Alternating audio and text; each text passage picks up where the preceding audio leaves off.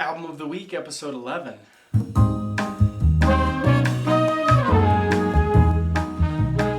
Alright guys, so as you may notice, I don't have the album with me and the background is a little different. That is because I am recording this on a Tuesday night in between teaching. So I'm in Stevens Point at my apartment right now. This is what it's going to look like for future episodes, but probably not for a while because I'm gonna have quite a backlog, so it might not be till like December even till you start seeing these. But anyways, we're gonna be talking about Alison Balsom's album Legend today. So I don't have the album with me, but I'll put some album art up right there again. So to start off with, we've got Alison Balsom. She is one of my all-time favorite classical soloist trumpet players. She's got a beautiful sound. It's not necessarily what I want in my sound, but it is really, really good nonetheless. So she's an English trumpet player. She's a soloist, arranger, producer, music educator, curator, and spokesperson for the importance of music education, which is awesome. She's won many awards. She won the Gramophone Awards in 2013, Artist of the Year. She's won 3 Classic Brit Awards, 3 German Echo Awards, and was soloist at the BBC Last Night of the Proms in 2009. Since 2018, she's been the artistic director of the Cheltenham Music Festival.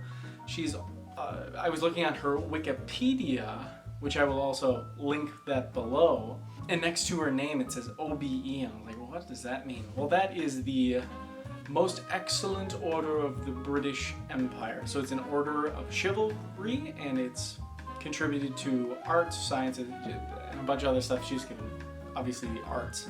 It was established by King George V on June 4th, 1917. Now, this is completely aside. I might be wiping my face a lot, or glowing, it might seem, but that's just because it's really, really freaking hot in here right now. I don't have air in my apartment, so that's why. Moving along, so it's a duo album. It includes Tom Poster, or Poster as well. He's a British pianist who's collaborated with many other great artists, and he studied with Joan Havel at the Guildhall School of Music and Drama at King's College in Cambridge. King's College, you might recognize a lot of like, I know them from like boys choirs, big cathedral, that kind of stuff. Really, really great school.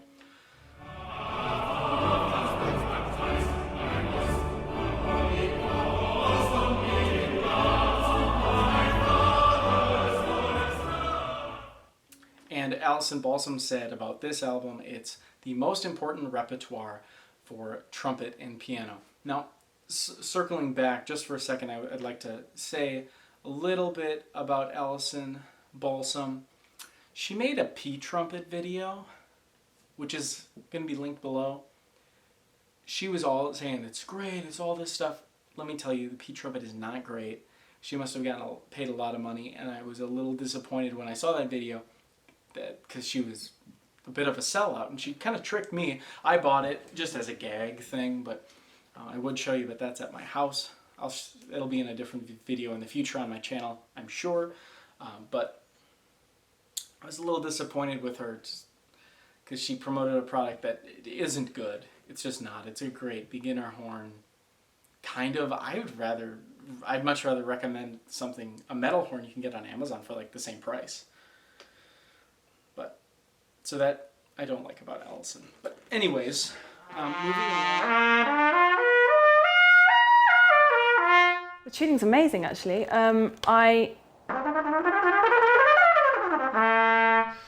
I love it. It's great. So beautiful to play. It's so easy, and the tuning's so great, so it's fine. Put the other trumpet to shame, actually.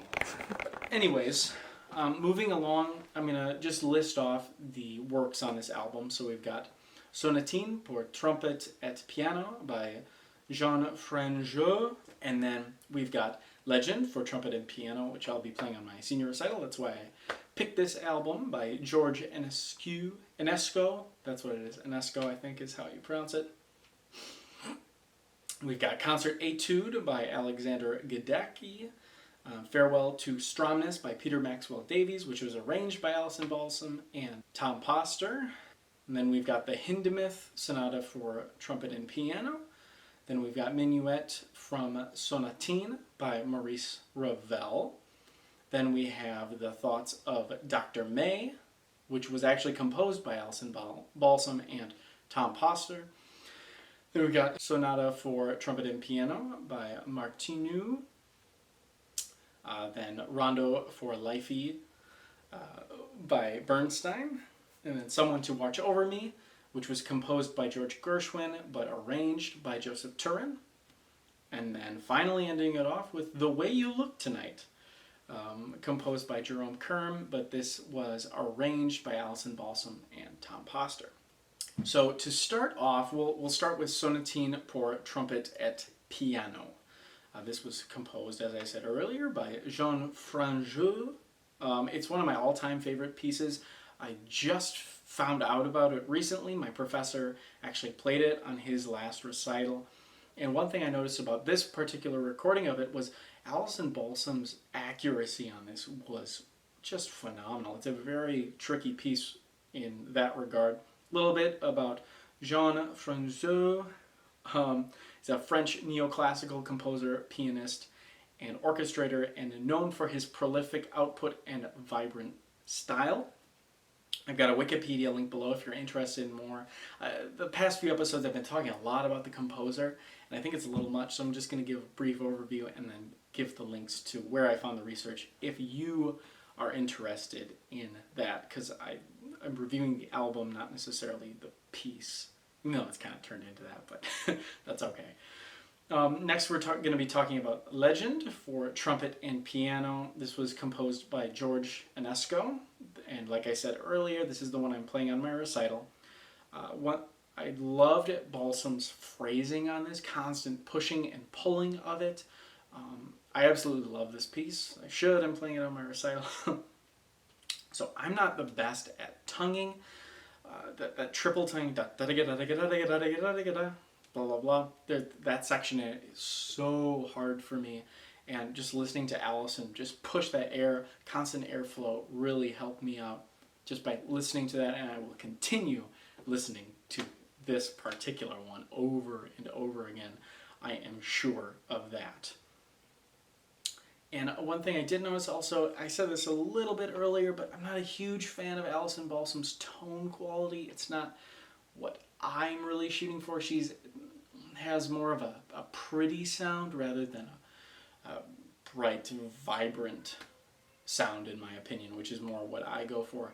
I also prefer that more heroic sound, orchestral sound, rather than maybe a soloist sound. But that's just me personally. A little bit about George Enesco. He's a Romanian composer, violinist, pianist, conductor, and teacher, and he's actually regarded by many as Romania's most important musician, which is quite an honor, I'm sure. So, linked below his Wikipedia page if you're interested in learning more about him. Moving right along to Concert Etude by Alexander Gadecki.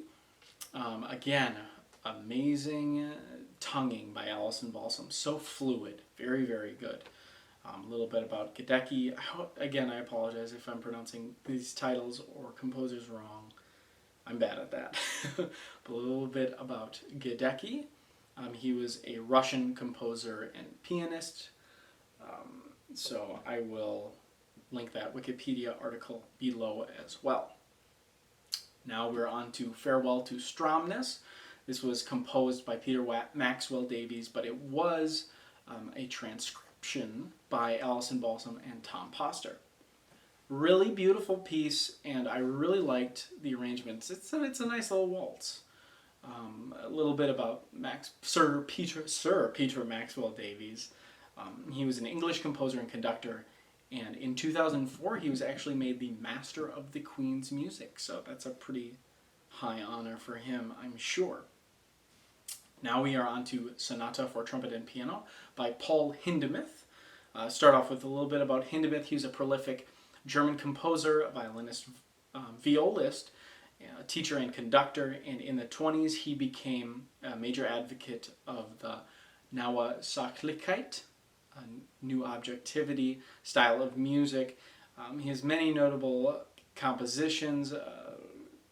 Maybe you might be familiar with Der Schwandendreher or Matisse der Maler. That one is a very popular one.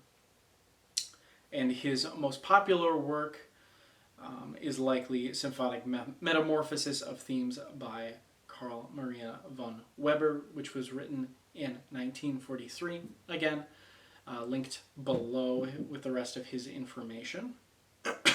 So this is quite a beast. It's not necessarily super technical on trumpet, but it is difficult as far as the endurance goes. And I did find an interesting article by Tom Stevens, which is linked below on this piece in particular if you're interested in learning more about that. And this one, I didn't love Alison Balsom's take on it, really. It wasn't... when I think Hindemith, I think that big orchestral sound. Even like I listened, after listening to this, I was like, man, this just doesn't sound right. So I Googled, or I put it on YouTube and I found a Wynton Marsalis. I won't link that one below, but you can just Google it if you're interested in it. But even Wynton had a much bigger, more powerful sound. Yeah, that's just what I like personally. Again, nothing against Alison Balsom. She is a fantastic player. Next, we will be talking about Minuet from Sonatine, which is composed by Maurice Ravel. A little bit about Ravel. He's a French composer, pianist, and conductor. He's often associated with Impressionism, along with his elder contemporary Debussy. In the 1920s and 30s, he was internationally regarded as France's greatest living composer, which is a great honor. I talk a little bit about Ravel as far as his orchestration of Mussorgsky's pictures at an exhibition in Album of the Week episode 3, actually, so that is linked below as well if you're interested in checking that out. And some more information on Maurice Ravel is linked below. I'm just going to put like a big Wikipedia section if you're interested in checking that out. Now this was interesting. I didn't write too many notes on this because this is a piano solo work. No trumpet, so Alison does not play on this one. I found that kind of interesting that this was on the CD, but nonetheless, it does make sense. I'll get to that later. But it's a really pretty piece for piano, nonetheless. Next, we're going to be talking a little bit about the Thoughts of Dr. May, and this is composed by Alison Balsom and Tom Poster. It's about 6 minutes long, and it's apparently written by the duo, so a bit of a collective there, and it's a tribute to Queen's guitarist Brian May, which I think is kind of cool, and it's really impressive that they co-wrote that. Next, we're going to be talking about Sonata for Trumpet and Piano by Bohuslav Martinu. Gosh, I'm bad at this, but anyway, start off with a little bit about Martinu. He's a Czech composer of modern classical music. He wrote 6 symphonies and 15 operas, 14 ballet scores, and a large body of orchestral, chamber, vocal, and instrumental works. He became a violinist in the Czech Philharmonic Orchestra and taught music in his hometown. After leaving Czechoslovakia in 1923 for Paris, he deliberately withdrew from the Romantic style in which he had been trained. In the 30s, he experimented with Expressionism and Constructivism and became an admirer of the current European technical developments, exemplified by his orchestral works, Halftime and La Bagarre. He also adopted a lot of jazz idioms, for instance, his La Revue de Cuisine. All of that is linked below. I'm just reading Wikipedia, but if you're interested in learning more about him, check that out. This one, I love this piece. I always think of a masterclass that's on YouTube with Hakan Hardenberger, which I have also linked below. If you get nothing else out of this, go watch that masterclass. I know we're not talking about Hakan, we're talking about Alison, but please go watch that. It really, really changed me as a trumpet player. Really great masterclass. It's like 10 minutes long, tops. So check that out. And nothing to say really about Alison's playing other than it sounded great. It really fits her style of playing. Next we've got Rondo for Lifey by Bernstein. A little bit about Bernstein. If you don't know Bernstein, come on. He was an American composer, conductor, author, and music lecturer and pianist. And he was among the first conductors born and educated in the U.S. to receive worldwide acclaim. And according to music critic Donald Hehan, he was one of the most prodigiously talented and successful musicians in American history. And he's a true hero of mine. I love Leonard Bernstein. Wikipedia link below for Bernstein. This is a really short piece. It's just a little over a minute long. And one thing I noted was there's a lot of quick mute changes for Alison Balsom. So listen for that when you're listening. Next, we've got Someone to Watch Over Me, which was composed by George Gershwin and arranged by Joseph Turin. So Gershwin's another American composer and pianist. He was one of the first who spanned both classical works and popular music of the time. Some of his best-known compositions are Rhapsody in Blue, An American in Paris, I Got Rhythm, Porgy and Bess, Summertime, blah, blah, blah. Wikipedia link below if you're interested in that. I'm not going to talk about Joseph Turin today. I've linked his bio from his website if you're interested in learning more about him. He did a lot of work with Phil Smith, but another really neat piece for Alison to play. And now this last one is an interesting one. The Way You Look Tonight. It's by Jerome Kern, and it was arranged by Alison Balsom and Tom Poster. This is the first time I've ever heard Alison Balsom play jazz, and it was good, but I think stay in your lane, Alison. I mean, she's, again, who am I to say, but it sounded great, but much better classical musician. Anyways, a little bit about David Kern. He's an American composer of musical theater and popular music. He's one of the most important theater composers of the early 20th century, and he wrote over 700 songs used in over 100 stage works. One of his most famous ones is this one, The Way You Look Tonight. I've linked him below as well for Wikipedia if you're interested. So yeah, that's the album. My track of the week has to be, if it was piece of the week, I would pick the Sonatine by Martinois. Oh, gosh, I'm bad at that. But as far as the playing of it, I have to go with Ionesco's Legend. That's the reason I listened to this album, and I really like how Alison plays it for the most part. So really looking up to her as I'm working towards playing that on my own recital. So that is the track of the week. Really, really great album. I highly recommend you check it out. It is on Spotify. I've linked Spotify below, as well as where you can purchase it on Amazon. I don't get a kickback. I'm not an Amazon affiliate or anything. So buy it or don't. Doesn't help me in any way. This one I learned a lot from all the research that I did, which is why, again, this video, like last week's, is a little bit longer. But really, really fun doing all this research for you guys and for myself. I absolutely love making these. Anyways, back to the album. I really like, they play as a duo so well together. You can tell they're good, they mesh well. They play music, they push, pull, they phrase together. It's great. The most impressive thing I found about this, which I actually only found out after I did a little research, was that this was recorded live. This was a live album. That just goes to show how great both of these musicians are. Wow. Just wow.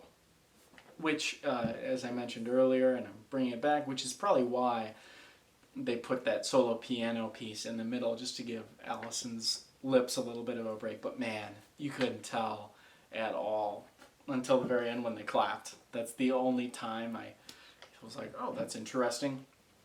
So this is just a recital that they had, and they recorded it and put it on the CD. Just very, very impressive musicians. Alison Balsom is a truly amazing musician and doesn't always get the recognition she deserves. So check out Alison, check out this album, check out her other albums. She's great. great. I'm still mad about the pea trumpet incident though, but that's besides the point. For next week, we are going to be doing another female trumpet player. We've got Bria Skonberg here. We're going to be doing her With a Twist album. So this will be linked below where you can purchase this one.